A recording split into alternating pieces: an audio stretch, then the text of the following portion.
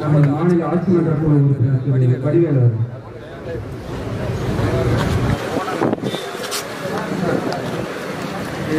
வசதியான தமிழ்நாடு வளமான தமிழகம் வலிமையான பாரதம் என்ற கொள்கையோடு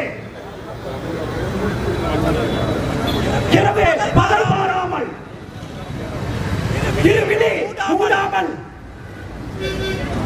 உறவு பகை என்று ஏதுமின்றி இந்த நாட்டுக்காகவும் மக்களுக்காகவும் உழைத்துக் கொண்டிருக்கின்ற பொதுச் செயலாளர் வழிகாட்டுதலே கோவை மக்கள் பயன்பெறுகின்ற வகையில் கோவை மக்கள் பயன்பெறுகின்ற வகையிலே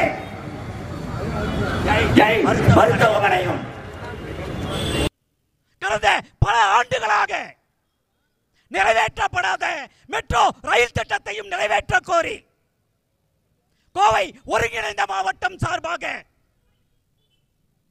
மாநில துணை பொதுச் செயலாளர் கோவையின் பெருமை நித்யானந்தன் அவர்கள் தலைமையிலே நடைபெறுகின்ற இந்த ஆர்ப்பாட்டத்திலே கலந்து கொண்டிருக்கின்ற அனைத்து மாநில பொறுப்பாளர்களையும் மாவட்ட செயலாளர்களையும் அனைத்து பொறுப்பாளர்களையும் வருக என வரவேற்று நமது கோரிக்கையை எடுத்து கூற அனுமதி அளித்த காவல்துறைக்கும் நன்றி கலந்த வணக்கத்தை தெரிவித்துக் கொள்கின்றோம். எய்ம்ஸ்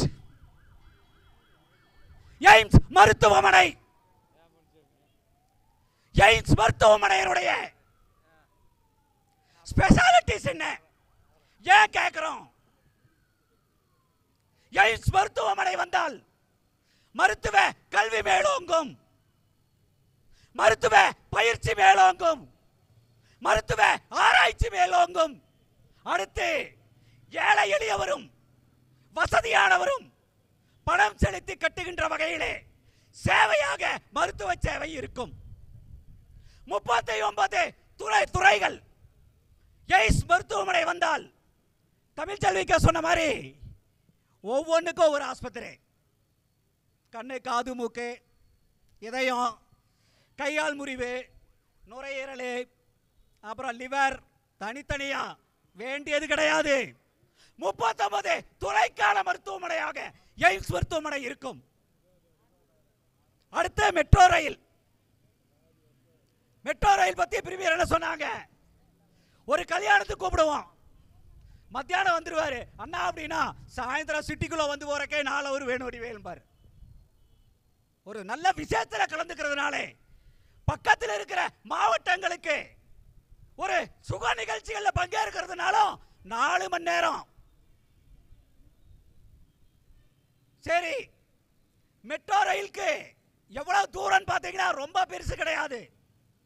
ரயில்வே ஸ்டேஷன்லேருந்து கரும்புத்தம்பட்டி 29 கிலோமீட்டருக்கு, ரயில்வே ஸ்டேஷன்லேருந்து பிளிச்சிக்கு 22 கிலோமீட்டருக்கு, இங்கிருந்து செட்டிபாளையத்துக்கு 8 கிலோமீட்டருக்கு, இங்கிருந்து மறுபடியும் சுற்று பசுவை சுற்றுன்னு 44 மொத்தம் 140 கிலோமீட்டருக்கு தான். ஏன் மத்திய அரசை கண்டிக்கின்றோம்? 2011 போட்ட திட்டம் அவங்க கிட்ட போய் இவங்க கிட்ட போய் ஒப்புதலுக்கு போய் 2011 ஒப்புதல் கொடுக்கிறாங்க. ஆனால் தற்போது நடைபெற்றுக் கொண்டிருக்கின்ற தமிழக அரசால் முதல்வர் ஸ்டாலின் அவர்களால் 2023-24 பட்ஜெட்ல 9000 கோடி மெட்ரோ கோவைக்கு ஒதுக்கியிருக்காங்க. ஒதுக்கி 19 மாசம் ஆச்சு. ஆனால் மத்திய அரசாங்கம் அனுமதி வழங்க மறுக்கின்றது. மாநில அரசு 9000 கோடி ஒதுக்கி 18 மாசம் ஆச்சு. ஆனா ஒப்புதல் கொடுக்க மாட்டேங்கிறாங்க. ஏன்? கோவை இந்தியாவிலேயே வளர்ந்து வருகின்ற நகரங்களில் மிக முக்கியமான ஒன்று. கல்வி நிறுவனங்களாகட்டும், ஜவுளி தொழிலாகட்டும், இண்டஸ்ட்ரியல் ஆகட்டும், அடுத்து ஐடி கம்பெனி ஆகட்டும், சென்னைக்கு அடுத்தபடியா 80,000 பேர் பணிபுரியுறாங்க. அதனால தாமதப்படுத்துறாங்க, புரிஞ்சுக்கங்க. சரி, எய்ம்ஸ் இந்தியா பூரா எவ்வளவு இருக்குன்னு பார்த்தீங்கன்னா 25, 12 தான் முழுசா இயங்குது. அந்த 12 எங்கேன்னு பார்த்தீங்கன்னா வட மாநிலத்தில். சவுத் இந்தியாவில் ஆந்திராவில் 2 பாதி எங்கே இருக்குது, கர்நாடகா 1 பாதியில் எங்கே இருக்குது, தமிழ்நாட்டில் 1 அது சொல்லவே வேண்டியதில்லை. கல்வி நடக்குதுங்கிறாங்க, நடக்குதா என்னன்னு தெரியல. இவையெல்லாம் உடனடியாக நிறைவேற்ற வேண்டும். நமது பொதுச் செயலாளர் அவர்கள் பெருந்துறையிலே ஆர்ப்பாட்டம், எய்ம்ஸ் வேணுன்னு நீங்க மதுரைக்கு அறிவிச்சுட்டு போயிட்டீங்க, மறக்க முடியுமா? கொங்குநாடு மக்கள் தேசிய கட்சி சார்பாக கொங்கு மண்டலத்திற்கு எய்ம்ஸ் வேண்டுன்னு கேட்டா 2015 மதுரைக்கு. சரி, விவேக் சொன்னாரு, மத்திய அரசு ஆட்சியில தமிழ்நாட்டில் இருந்து 2 மந்திரிங்க, 2 கவர்னர், ஒரு தேசிய பொறுப்பாளரையா. இவங்க வேலை என்ன தெரியுமா? திருச்செங்கோட்டில் எம்எல்ஏ என்ன பண்றாருன்னு குறை கூறினார்ல ஒருத்தர். நீங்க 4 லட்சம் ஓட்டு போட்டாங்களே, நீங்க என்ன செஞ்சிருக்கீங்க? சுய விளம்பரம், நான் விவசாயியின் மகன், நான் ஆடு மேய்க்கிறேன். நாங்களும் விவசாயிகள் மகன், இங்க இருக்கிறவங்க அனைவருமே விவசாயி மகன் தான், கூலி தொழிலாளிகளோட மகன் தான். சுய விளம்பரம். அடுத்து பாத்தீங்களா, அடுத்தவங்களை குறை பேசுவாங்க.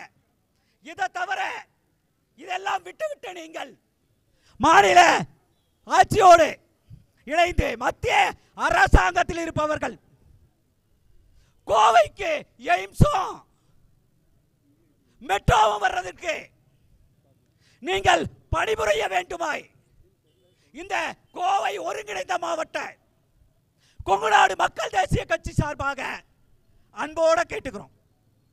அப்படி நீங்க செஞ்சு கொடுக்கலன்னு சொன்னா எல்லாரும் சொன்ன மாதிரி மீண்டும் பல கட்ட ஆர்ப்பாட்டங்கள் மூலியமாக நடத்திடுவோம். கடந்த காலத்தில் பார்த்தீங்களா, அவினாசி அத்திக்கடவாக இருந்தாலும் சரி, சேலம் சென்னை பைபாஸாக இருந்தாலும் சரி, இங்க எல்என்டி பைபாஸ் கொச்சின் பைபாஸாக இருந்தாலும் சரி, உங்ககிட்ட போராடி பண்ணியிருக்கோம். நாங்க பைபாஸ் சாலைக்கு 23 ஊர்வலம் போனோம். 24 எம்பியான கோவை எம்பியும் பொள்ளாச்சி எம்பி சேர்ந்து திட்டத்தை நிறைவேற்றிட்டாங்க. ஹாஸ்பிட்டல் ஓப்பனிங் வந்தவங்க சொல்லிட்டாங்க, 11 கட்டு மேம்பாலத்தோட சாலை 6 வழி சாலை ஆகுது. அப்ப அவங்க நிறைவேற்ற முடியுது, ஆட்சியில் இருக்கிற நீங்கள் நிறைவேற்ற முடியாதா? அதனால நீங்க இதுவரைக்கும் இருந்தது போதும். இனி ஒவ்வொரு மாவட்டத்திலையும் இந்த மாதிரி ஆர்ப்பாட்டத்தையும் எங்க மூலியமா நடத்தி நாங்கள் எல்லா பக்கம் கேட்கணும்னு பிரியப்பட்டீங்கன்னா காலம் தாழ்த்திட்டே போங்க. இல்லைன்னா கோவைக்கு உங்களுக்கு ஓட்டு போட்டு வாக்களித்த மக்களுக்கு, அது சொன்ன மாதிரி தெற்கு சட்டமன்றமாக இருந்தாலும் சரி, பாராளுமன்றமாக வந்தாலும் சரி, எங்கேயோ போய் என்னமோ பண்ணுங்க, இங்க இருக்கிற அனுமதி வாங்கி கொடுங்கன்னு கேட்டுட்டு வாய்ப்புக்கும் வாய்மொழி தந்தமைக்கும் நன்றி கூறி விடைபெறுகின்றேன். நன்றி, வணக்கம்.